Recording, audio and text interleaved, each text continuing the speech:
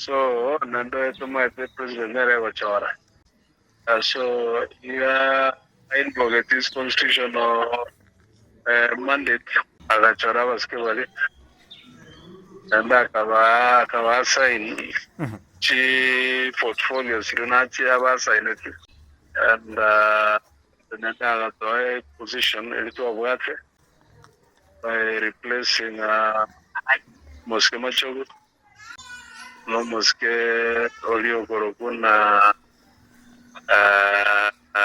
Igos. So at least we appreciate that's number one. Number two, Igapungo Jakobaya and go for a long time. And it will cause a lot of problems at the end of the day because there are certain things which cannot be done within ministries without ministers.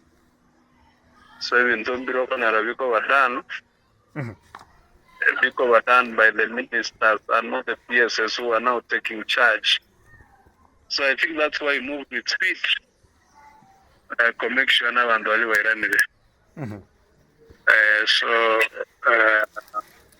and that was almost a half of Kwerende. We don't know when he's going to add the additional ministers. Yes. So that you can then have a complete set of the cabinet. Started with the president, we sat with him as UDA members of parliament from Gusii region. And we agreed, he told us he was going to give us one slot, which he delivered to us. And they requested that about possible candidates. And we floated quite a number of names, out of which, as said to Erita, so you Migos. So Migos was in the list. Marieta job forward in the Asale. Tali Morialenge. And the other and Gavreta and Gata to Galenga, Marieta Manga and about 4. And then Agachora Migos. Because so many interests,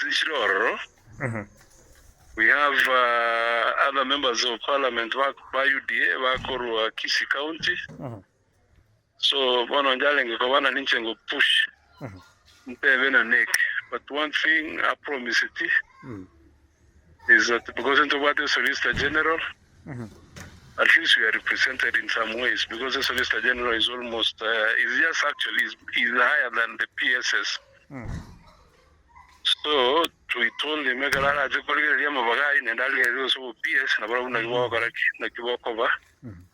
so that we are properly. Number we should underline what the president said, a broad-based cabinet, meaning that is going to reach out to other political parties or say political formations, so that Navaraba propose names. So I think because we sat with him for more than 5 hours in Chep, Osoro, Oyondel, Jafet, na Zair, and we kind of agreed. I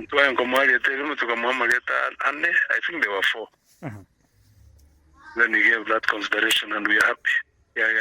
Almost Migos. He has the energy, he has the passion. Chairman Kenjen. Moske Murkomen is not an engineer, but he's been presiding over Mangana roads and infrastructure. Moske Gorugunjeru Konyoleas water is not a water engineer, but he doesn't have any background in water. So minister can also assess also at policy level. Mkonyorora bantu wako implement bonto wonde binu mugava namo sinyari gusarati na for them to preside over the government richirororo na bono wega watu arasa masomo gete ago kora with it's managerial, it's at policy level.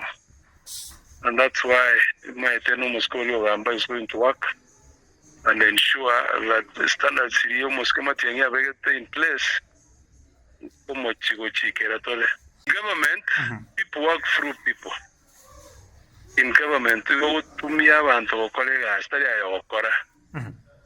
Yeah, so I really want to plead with our people ba yondo gambali baga so that into kumwita mono ba naro chabantu banzire gobeke nyumba gati to sensotic banzire batebeke we should be slow in doing that.